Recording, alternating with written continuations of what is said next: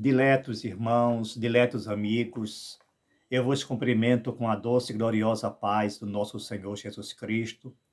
Eu dou graças a Deus pela feliz oportunidade de estar com vocês, estudando mais uma lição da escola dominical, que, por sinal, estamos com bastante atraso, porque geralmente nós gravamos na terça ou segunda-feira da semana, mas hoje já é sexta-feira, estamos no finalzinho, e nós fomos impedidos de fazer isso antes, mas graças a Deus, pela misericórdia de Deus, nós estamos aqui para, junto com vocês, analisar, estudar essa lição tão maravilhosa, essa lição tão rica, que, por sinal, é a última lição do trimestre, a lição de número 13, que traz o título Perseverando na Fé em Cristo Jesus.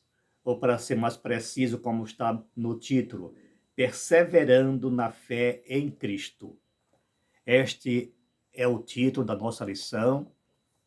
Tem como texto bíblico básico 2 Timóteo, capítulo 3, versículos 10 a 17, que é de fundamental importância que todo venha ler esse texto, que é de uma excelência impressionante.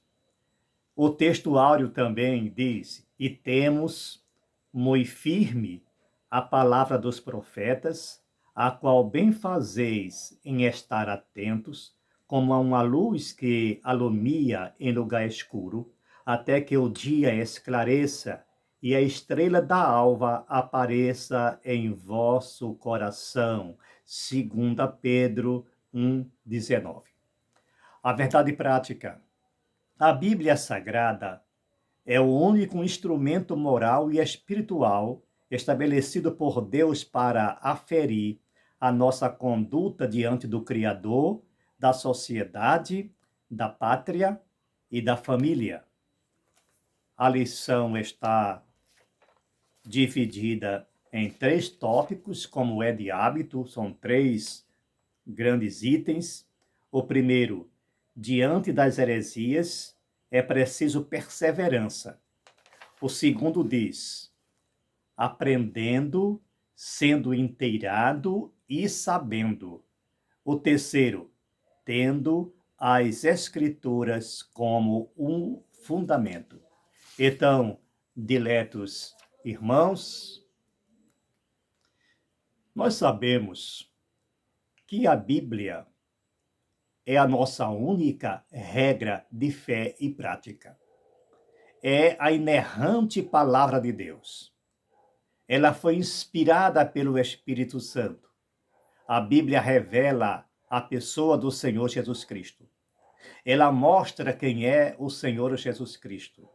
Ela esclarece a natureza de Deus. Além de ser um livro de princípios, um livro de moral, um livro de ética, um livro que deve ser seguido por todos, deve ser obedecido por todos. É um manual universal, é a carta magna do universo, a Constituição celestial. Mas a Bíblia é um dos livros mais criticado, mais odiado, mais perseguido, mais distorcido. Nunca se distorceu tanto um livro como se faz na Bíblia. Então, diletos, esta lição que encerra o nosso trimestre, ela mostra justamente Paulo ensinando ao jovem pastor Timóteo como proceder, como se comportar. Não é que ele não seguisse a Bíblia, mas ele estava reforçando ao jovem pastor a respeito do comportamento que ele deveria ter diante de Deus, diante dos homens e diante de si mesmo. Nesse texto bíblico básico, aonde justamente baseia a lição, ele mostra justamente a Timóteo o que ele deve seguir. E ele, ou melhor, continuar seguindo aquilo que ele aprendeu.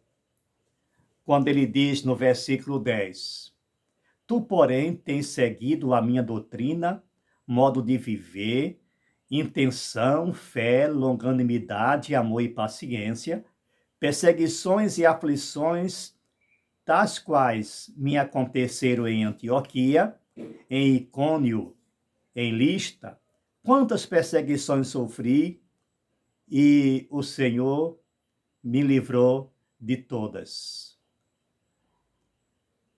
Seguir a palavra de Deus, ser obediente aos seus princípios, não vai receber elogios do mundo, não vai receber aplausos de homens, muito pelo contrário, será perseguido, será apedrejado, como foi Paulo, como foi os demais apóstolos e como está sendo agora em muitos países, principalmente os da janela 1040, os países da cortina de ferro, que lamentavelmente o que está acontecendo lá não é divulgado pela imprensa.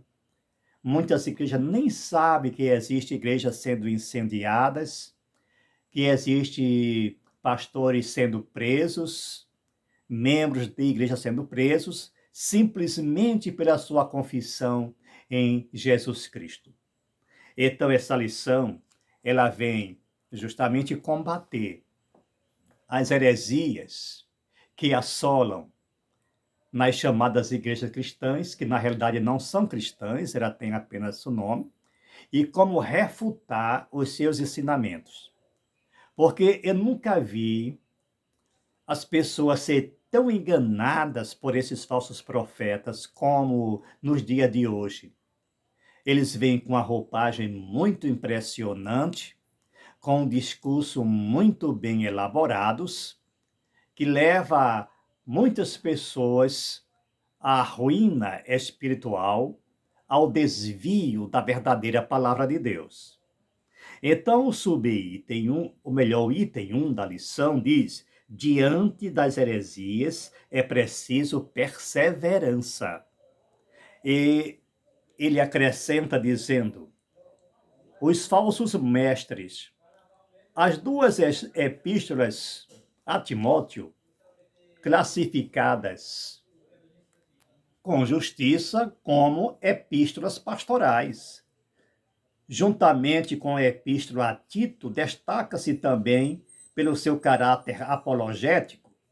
São refutações às heresias contra as fábulas ou às genealogias intermináveis, histórias sem fundamentos, contadores de histórias, histórias distorcidas, tudo fora da palavra de Deus, mas eles elaboram de uma forma tão bem feita que se a pessoa não tiver conhecimento da palavra, simplesmente ele não consegue entender ou pelo menos refutar esses ensinamentos.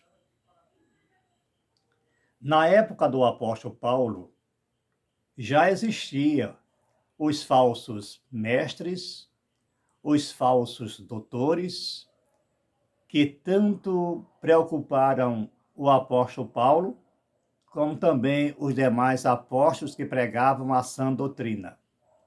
Infelizmente, o que se mudou foi a tática, mas continua a mesma heresia, a mesma distorção da palavra de Deus. Agora, infelizmente, é que essas pessoas se infiltram dentro da igreja e começam a semear a semente do mal. Começa a introduzir falsas doutrinas, desvirtuando as pessoas que têm a sua fé firmada em Cristo. E isso dá muito trabalho aos pastores, aos presbíteros, que são responsáveis pelo zelo da doutrina. E eu falei certa vez, parece que na lição passada, e vou repetir, que o apóstolo Paulo, em suas epístolas pastorais, na sua introdução, ao se apresentar, a sua saudação costumeira para os pastores era graça, misericórdia e paz. É uma saudação diferente para das demais epístolas, quando ele costumava se utilizar da expressão graça e paz. Mas quando ele escrevia para pastores, no caso Timóteo, no caso Tito, ele usava a expressão graça, misericórdia e paz. Porque os pastores que têm zelo pela sã doutrina, aquele que tem cuidado do seu rebanho, aquele que tem cuidado de levar a mensagem verdadeira às pessoas, eles enfrentam um grande desafio dos falsos mestres introduzidos, infiltrados dentro da igreja. Isso é triste, isso é lamentável, mas é a nossa realidade de hoje. Então, ainda no item 1, no subitem 4, temos características dos enganadores. O termo usado pelo apóstolo para enganadores ou impostores é goés, uma palavra que aparece uma só vez no Novo Testamento e nenhuma na Septuaginta, usando na antiga literatura grega como embusteiro, impostor, feiticeiro, charlatão, encantador. Então são sinônimos dessa expressão goés, que é atribuído a essas pessoas que aparentemente são mestres, são pastores, mas que não pregam a verdadeira palavra de Deus. Seguindo adiante, para ser mais sucinto, o item 2 diz: aprendendo, sendo inteirado, sabendo. Um dos grandes problemas das pessoas que seguem a sua fé ou que têm a sua fé em Cristo, às vezes é o conhecimento da palavra de Deus. É preciso que eles sejam bem ensinados, que sejam bem catequizados, para que ele consiga refutar aos ensinos contrários à verdadeira palavra. O profeta Oséias se preocupava com isso quando ele disse: o meu povo está morrendo porque lhe falta conhecimento. O grande problema da igreja é por lhe faltar conhecimento. Falta conhecimento, então fica fácil de ser conquistado por falsas religiões, por falsas doutrinas, porque não tem nem argumento para refutar os seus ensinamentos desviados da verdadeira palavra de Deus. O próprio Senhor Jesus Cristo, olhe, falando sabe para quem? Para fariseus, homens que se dizia conhecer a Torá, conhecer a palavra. Ele disse: erreis, não conhecendo as Escrituras e nem o poder de Deus. E eles pensavam que sabiam, mas eles liam e tinham uma outra interpretação daquilo que eles liam. Pensavam que era mestre verdadeiro, mas que, se eles fossem mestres verdadeiros, eles teriam reconhecido a Jesus como o verdadeiro Messias. E Paulo, ao falar com Timóteo, ele o incentivou, o encorajou, quando ele disse: olha, Timóteo, eu sei de quem você tem aprendido. Timóteo, ele foi muito bem ensinado, ele foi muito bem orientado pela sua mãe e pela sua avó. É isso que deve fazer as pessoas. Olha, cuide das crianças. Vocês, pais, cuide das suas crianças, ensine a palavra de Deus. Porque esta palavra diz que quando nós ensinamos às nossas crianças a palavra de Deus, quando ele crescer, não vai se desviar dela. Então, o ensinamento deve nortear a vida doméstica das famílias. O maior cuidado deve ser com as crianças, porque ela tem uma facilidade incrível de assimilar o que lhe é transmitido e, ao mesmo tempo, se envolver naquilo que lhe é ensinado. E quando o ensino é distorcido, eles vão crescer com esse ensino distorcido. Então, não somente a igreja, mas são os pais que devem cuidar do ensino das crianças, assim como fazia Israel. O ensino religioso em Israel era informal, mas era obrigatório. Os pais, eles tinham o dever de ensinar a criança o caminho que devia andar. Agora, para que os pais ensinem, é preciso também que ele aprenda que a gente não pode ensinar sem conhecer. Então, o apóstolo Paulo, ele disse para Timóteo que ele foi muito bem ensinado. E textualmente, como está aqui na lição, ele diz, o contexto em 2 Timóteo 3, 10 e 17 mostra que a fonte de autoridade do aprendizado de Timóteo são as Sagradas Letras, as Escrituras Sagradas, que são inspiradas por Deus. Interessante é que no versículo 14, o apóstolo emprega o pronome relativo de quem, sabendo de quem o tens aprendido, no plural grego tion, literalmente dos quais. Isso permite as seguintes traduções. Você sabe quem foram os seus mestres na fé cristã, pois conhece aqueles de quem aprendeu. Confiar naquele de quem você aprendeu, desde a infância. Seria uma referência natural à sua mãe Eunice e à sua avó Lloyd, conforme está lá em 2 Timóteo 1:5, e ao próprio apóstolo Paulo. Então, o jovem pastor Timóteo, ele foi muito bem ensinado, por isso ele teve sucesso nos seus empreendimentos, nas suas mensagens, nas suas epístolas. No item 3, tendo as Escrituras como o fundamento, autoridade apostólica, a palavra de Deus precisa ser o fundamento de nossa fé. Se não tiver na Bíblia, não merece crédito. Se não é a palavra de Deus, então não merece ser seguida. Voltando a lembrar, conforme eu disse na introdução, que a Bíblia é um conjunto de regras, de preceitos, de princípios, um conjunto de princípios, princípios morais. Não somente princípios religiosos, princípios culturais, mas princípios morais.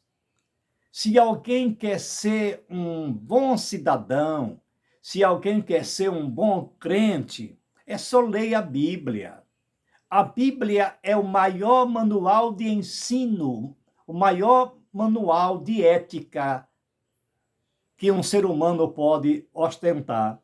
Então, se não conhece a Bíblia, não tem como ter uma vida perfeita, uma vida digna, e vai ser bombardeado por uma série de ensinamentos que vão de encontro à palavra de Deus, ao ensino das Sagradas Escrituras, que infelizmente é o que nós mais vemos nesses últimos tempos na religião e em fora dela, ou fora dela.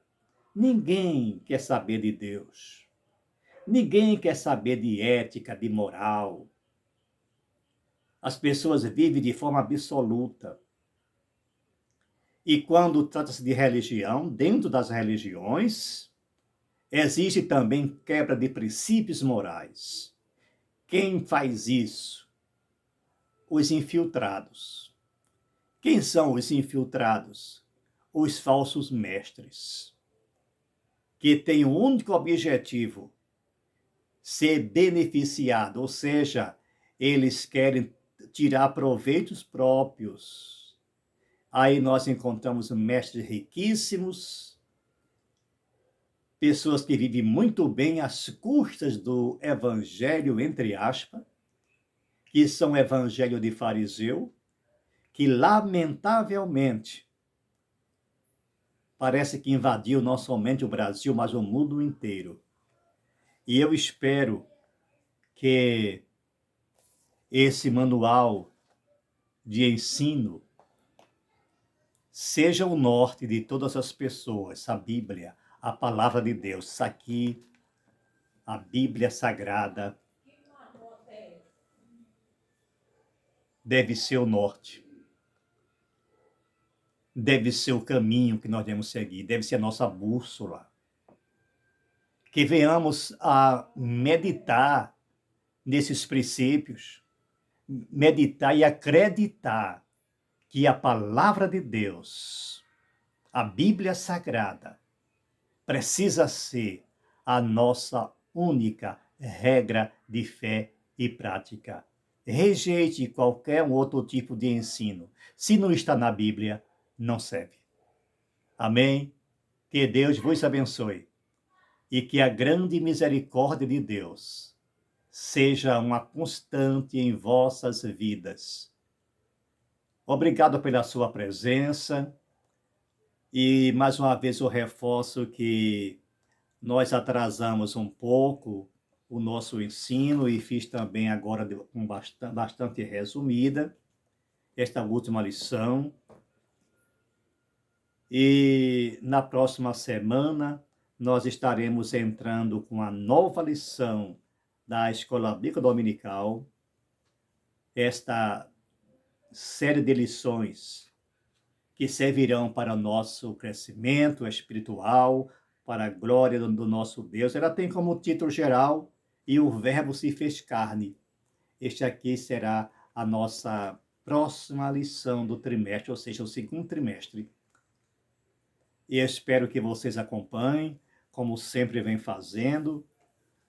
E isso é bom para as nossas almas, para as nossas mentes, e honra e glória para o nome do Senhor Jesus Cristo. Muito obrigado e até a próxima lição.